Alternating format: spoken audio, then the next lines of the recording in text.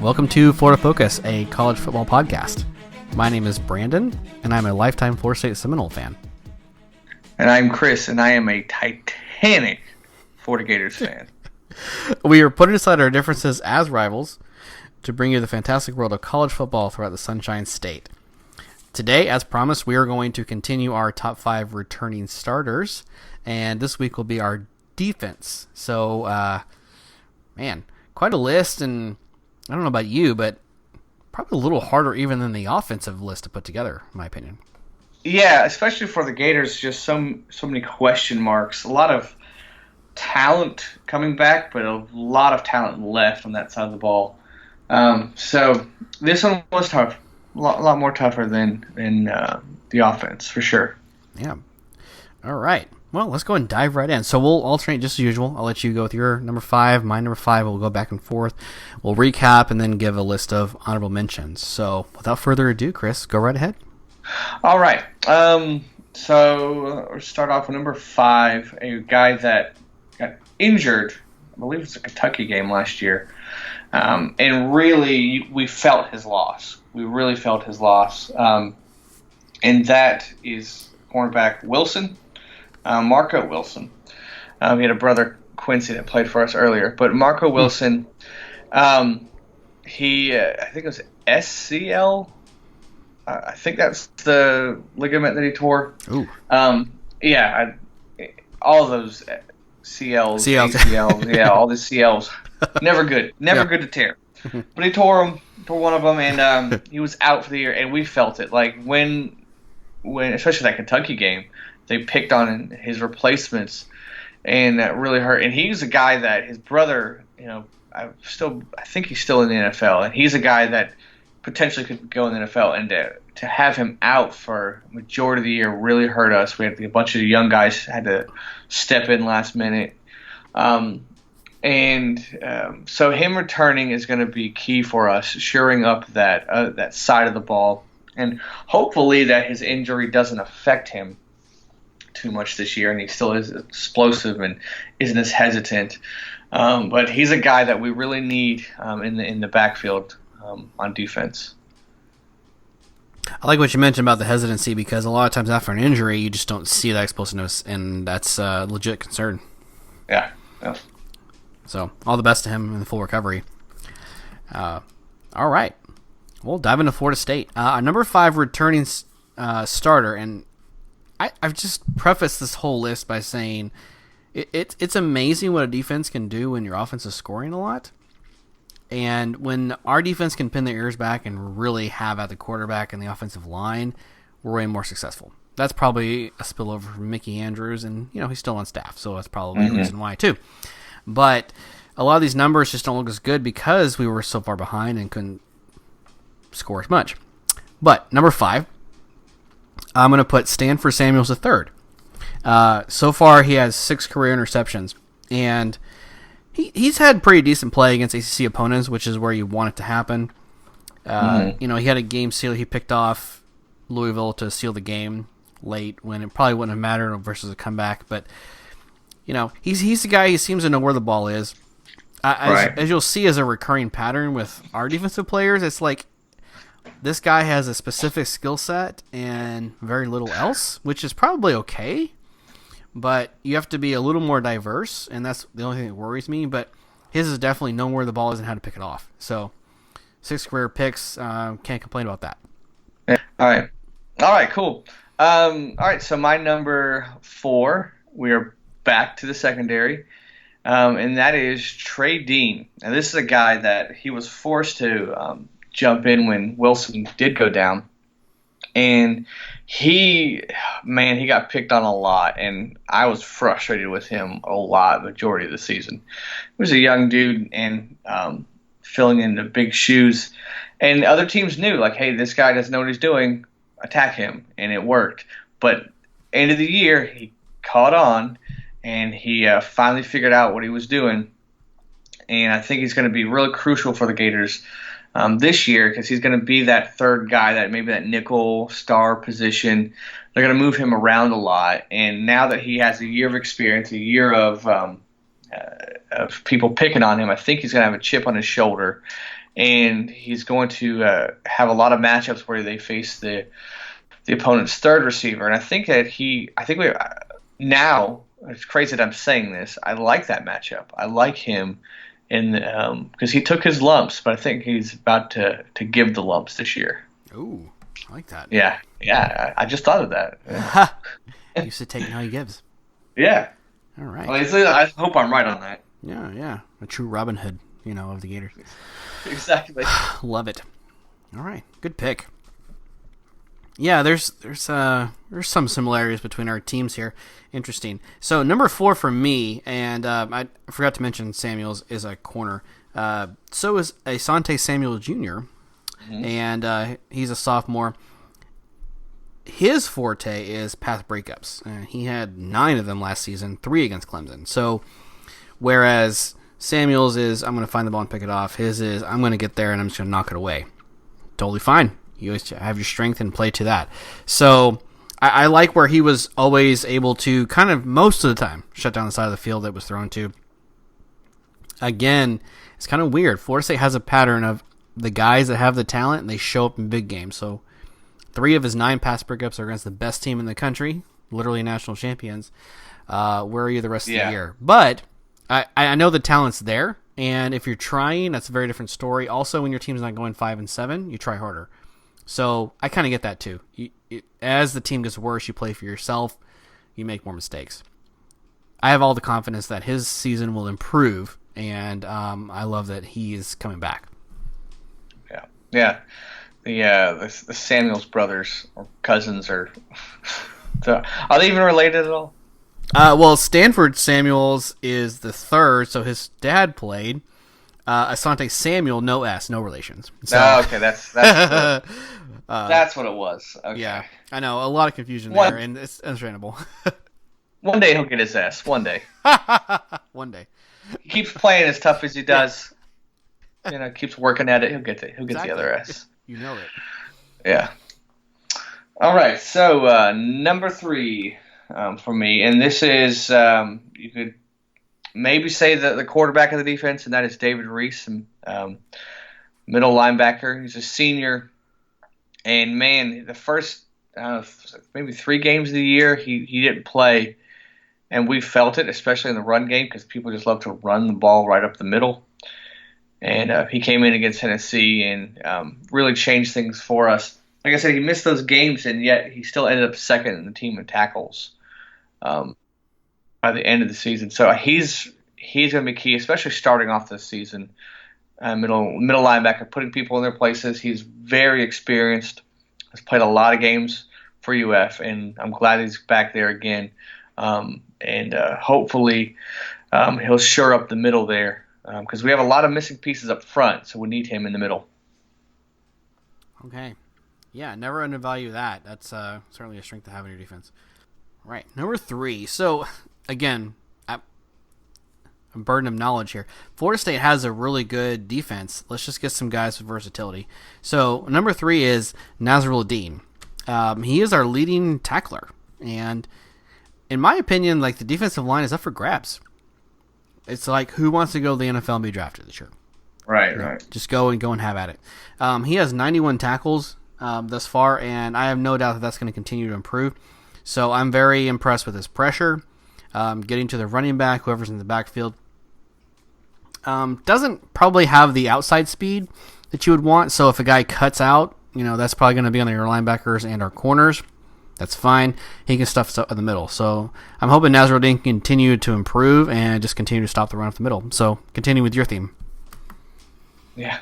And I like the name too, Nasruddin, that's the last name. Yeah, I like that's one. Okay. Nasruddin. It's a real cool name. Yeah, first name Hazma. Hazma, first name, last name Nasruddin. Yeah. Practice it. Look yourself in the mirror. Practice it in the shower. Hazma, Nasruddin. Is this like a Bloody Mary situation? Is he gonna pop up out of the No, nothing like that. sink if I say it like 3 times? No. At least I hope not. I'm not ready for that. Yeah, well, I don't blame you. All right. My number 2, defensive end, Jabari Zuniga. Not as cool as Natural Dean, Oh, but still okay. cool. Yeah. Jabari Zuniga. This guy that he got overshadowed last year, Jefferson and obviously Polite. But he was solid on the end, and I think we're looking for the other guy on the other opposite end of him this year. But we're going to need him to step up and be that main pass rusher from the edge. He's a little bit more physical, not as quick as Polite, but definitely someone you have to game plan for. Because I think he had like 6.5 sacks last year and 11 tackles for loss. Oh, wow. So he's a guy that can be disruptive in the backfield, and we're going to need him to do that again. All right. Love it. Solid pick. Man, getting the quarterback. I feel like there's, at least with Florida State, a little bit of void there for the Brian Burns leaving. And Right. It's, like I said, with Natural Dean, now that you know how to say it, it really is like, okay, who's going to step up? And I love that my number 2 pick in the secondary, let's go back there, would be Mr. Jaden Lars Woodby, who's a sophomore, is going to make sure the secondary is locked down so the defensive line can do that. What I like about Jaden Woodby, now he changed his name this year. It used to be Jaden Woodby. Now it's Lars Woodby. He's taken on his mother's maiden name, I think. Okay. Yeah. So a little bit different to avoid the confusion. His motor runs hot, and that's what I love with the guy. He really wants to find the ball and hawk to it. His Virginia Tech game, which was the first game of the season, let's invent a word here, was so sick nasty. Okay. 58 on the season, 58 tackles. So sick nasty. So All sick right. nasty. On the season. Did you make? Let's take a moment to really just enjoy and appreciate I don't know. So sick nasty. Did you make this up? Maybe. I like it. Let's just go with it. I mean, he was just everywhere. I think he even saat out a player too, tired, exhausted / hurt because he was trying so hard. It was beautiful. And keep it up, please. I got distracted. You were so taken aback by that. I just I was. we had to pause. 50 tackles on the year, 4.5 tackles for loss, and a forced fumble. This guy really wants it, and that's what you want in a guy, right? You don't want anything else. Yeah, absolutely. He's one of those guys that he plays angry. Yeah. And you're going to need that on the defensive side of the ball for sure. Yep. I think it's won't get to this too much, but Florida State does have a lot of good returners. The also good thing about Florida State is we have a lot of good guys we recruited who are freshmen who were not considered returners, so I couldn't put them on my list. So he needs to keep up his play so he can set the precedent so that continues to happen next year. Right. Yep. All right. My numero uno on the defensive side of the ball is our junior cornerback, C.J. Henderson. And fitting because he changed his jersey to number 1. Yes.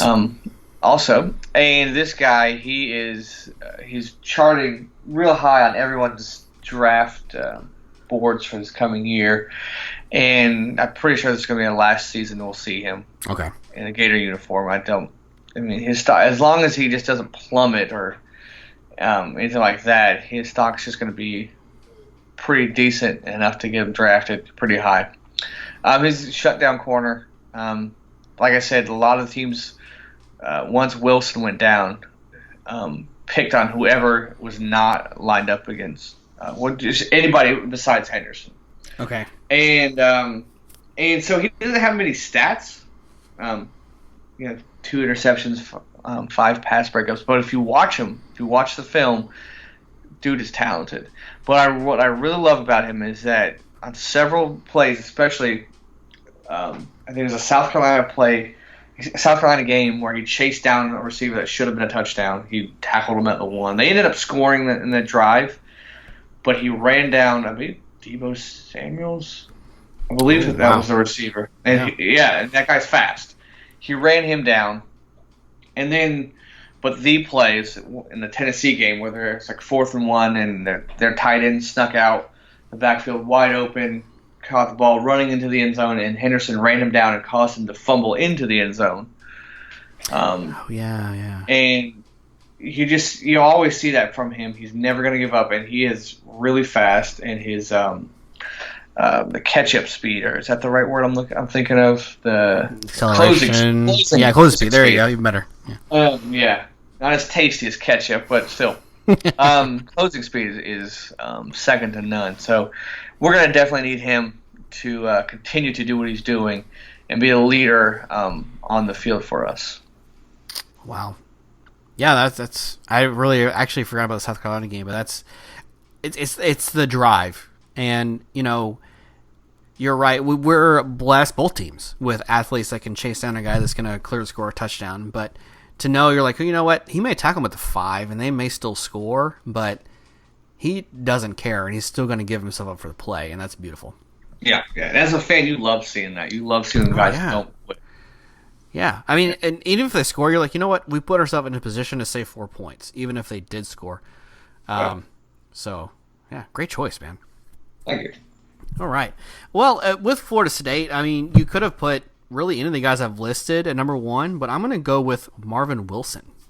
Okay. He's a junior, and the reason is just because he actually is the one guy I feel like has the versatility. 42 tackles, 1 forced fumble last year. And his best games are against the best teams. I keep coming to that.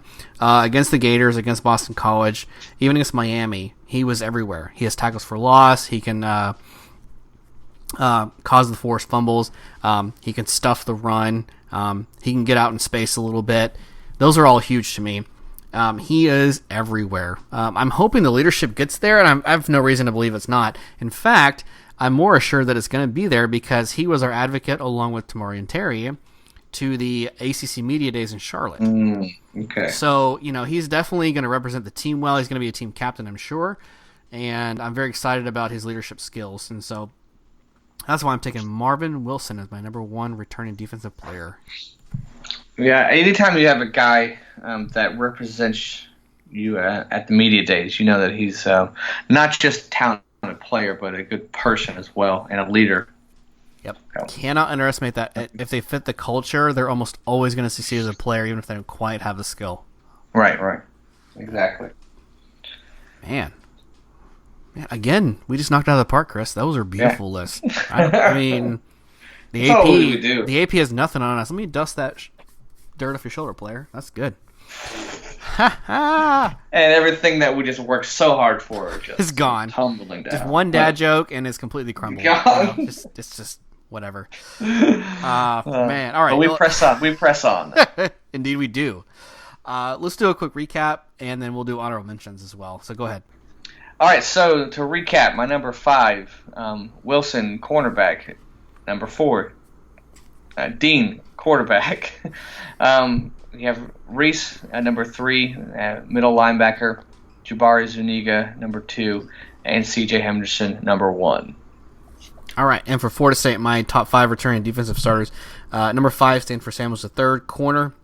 Number 4, Asante Samuel Jr., sophomore, no relation. Number 3, Hazma Nasruddin, defensive end. Number 2, Jaden Lars Woodby, corner. And number 1, defensive end, Marvin Wilson. Okay. Quick thought here, no linebackers on either list. Mine. Reese. Oh, you have 1, I'm sorry. Yeah. 1. None on mine is what I really meant to say, but that's I did miss the 1 on yours. I'm not the list that matters. Well, I know. Oh, okay. Here, let's do honorable mentions for our list. Guys that didn't quite make the list. Go ahead. All right. Again, the secondary. Brad Stewart, our strong safety, who had that huge play against LSU to seal the deal at pick 6. We're going to need him to continue to make plays, and he liked to was a ball hawk a little bit. He found a lot. He was parts of turnovers throughout the season. Oh. So him and Juwan Taylor are free safety. He that position was kind of like a revolving door. Okay. But at the end of the year, he played it a lot more. And then Schuler, the defensive tackle, again, end of the year he showed up, but prior to that, no one really showed up on the D tackle position. So we're going to need him to continue to do that this year. Okay. Okay, very good. A couple of guys that just quite did make my list. Levante Taylor, maybe he's a senior, so I would really think his leadership would be the biggest factor. I know that's kind of like a cliche thing to say, and you're like, maybe that means he's not talented. I'm not saying that. He does have 2 interceptions, returns for touchdowns. It's just a lot of the last season he was hampered by injury, and his biggest asset is he can do a lot of solo open field tackles. And so I don't know if there's a whole lot of need for that, but he's probably really close to making that top 5 list, just not quite there. Also, Joshua Kendo Jr. coming back. He had some good games. He's just like, to me, the most steady player. No flashes or anything. He's just going to get 1 to 3 tackles a game. He's probably going to start most of the season. Probably a 3 to 4 star type of player. Just doesn't make the big plays. Otherwise, pretty consistent player. And other than that, Corey Durden, who's a sophomore, impact in big games. He did block a kick last year against Notre Dame, so that's in his benefit. But again, just not a whole lot, not quite enough stats or big plays just to bump up the list quite yet. Maybe he will get there, though, eventually. Right. Cool. All right. So that'll wrap up the Gators and the Noles. Chris, take a few minutes just to tell us who are some of the main returning stars on defense for some of our teams down in South Florida. All right. With the Hurricanes, the big name on defense is Shaq Quarterman, their linebacker, big playmaker for them. And then you got, corner Blades, which is a pretty cool name. And then safety, Gervin Hall at safety as well for the Hurricanes. They got many other players. Those are the ones that kind of stick out in those positions. As far as FAU, their linebacker Rashard Smith, their senior. Anytime you have a returning senior at linebacker, very helpful. And then their defensive end Tim Bonner as well, another senior. A lot of seniors and juniors on that side of the ball, so it's really good for them. And then FIU Panthers, they're again. See the theme here. The senior linebacker, Sage Lewis, 6'1", 240, pretty decent for a linebacker there. And then their other linebacker, senior linebacker Tyson. I'm gonna butcher this. Maeva, I think is how it says. So good. Again, bunch of seniors right up in key positions in that side of the ball. Always a good thing. Yep. With Miami, Shaq Quarterman, arguably one of the best linebackers going to the draft next year. So, obviously the biggest asset there. And, Florida State would take any linebacker that you just mentioned. So, for sure. Strong list there. For the South Florida Bulls, 2 guys really stick out. You got Reeves, defensive end, 45 tackles from last season, 6.5 tackles for loss. And then they have Roberts coming back, 52 tackles with 3 picks as a defensive back. So watch out for those guys. The rest of the team, they see a lot of potential. A lot of recruits from the state of Florida. So you hope that they time to develop, but not a lot of returning talent for the Bulls. Hoping to develop it more next season. Okay. For the Knights, Neville Clark,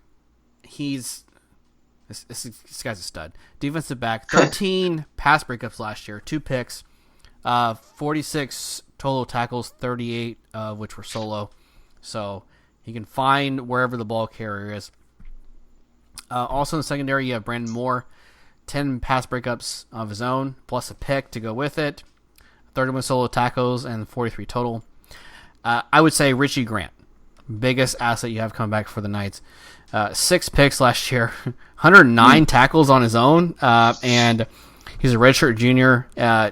He's a force. So you can see that, with being the secondary, they should be able to shut down the pass pretty easily. The run has some opportunities for sure, but with those guys in the backfield, it's going to be hard to throw against for UCF for sure. Oh, wow. I didn't realize they had that much talent. Yeah. in the backfield. And generally, the last 3 seasons, that's where the Knights have excelled. It's stopping the run has been quite a challenge. Okay. But it's also been kind of swallowed up in the other comparative American defenses, where UCF is I'll say it. UCF is an average defense overall, and the American has like terrible to bad defenses everywhere else. So that's why they've been able to score pretty frequently and easily. As long as they maintain like we can be in the 50s or 60s out of 130 teams, they can pretty much stop anyone in the American. Oh, okay. Yep. Not to say that they're quite there, but because they're a step above everybody else in their conference, but not quite to everyone else's level. Right. Yeah. But overall, top to bottom, it's shaping up to be a pretty decent state of Florida defensive returning body for sure. Yeah. I'm very curious to see how Miami does, because obviously new coach, yet on the defensive side of the ball, it's the same coach, right? Diaz. So I want to see. I wouldn't expect too much drop off on that side of the ball. Yeah, I think I agree. When you have a strong signal caller with Shaq Quarterman, that makes a big difference. And you can take probably a little bit more risk than you normally would on defense. That's kind of what I would do. Right. Yeah. Definitely good strength for them. Yep. Absolutely. All right, man. What a list. And, there's a lot of talent in this state, and I'm sure that there's a good percentage of these guys get drafted next season. But any other thoughts on the defensive returners this year? No, I saw a theme, at least South Florida area. Senior linebackers. I think the more experience you have, especially on that side of the ball, the better. Well, that's good, because those linebackers are not in Tallahassee, and they're not in Tampa, and they're not in Orlando either. So they're all concentrated down there near the equator, I guess, because it's heavily in the secondary. Florida State, obviously, my whole list was pretty much secondary except for 1 or 2, and everyone else in Tampa, Orlando was in secondary. So, interesting how that ended up being split. Yeah. Pretty cool stuff. Yeah. Yep. All right. Well, great list. Pat ourselves on the back again. We are so good. How can the fans, though, tell us where they may have reordered things or may have missed a player or two? How can they reach out to us, Chris? They can just try yelling into the sky. If that does not work, go to FloridaFocusPodcast.com. That's probably a better route. I would say, yeah. You have all the different outlets to reach us and let us know, and politely let us know where we got it wrong, and let us know where you got it right. Wow. Love to hear that. Well said. And anyone listening, we appreciate the time you take. We feel like the content we're giving you is better and better every time, and that's because of your feedback. If you have a second for all the new listeners, send us that feedback as well through the website. Also, a review helps. If you want to give 5 stars, tell us what we did great. If we didn't, tell us what we can improve upon. We're more than happy. We have thick skin. We're willing to accept that and just let us know where we can do better. Yes, I 100% agree. Yeah. All right. Stamp of approval. Yeah. Nice. Well, any final thoughts before we sign off for the night, Chris, on the defensive returner? No, just ready to get it going. Yep, absolutely. Well, this is Brandon saying go Noles. Go Gators.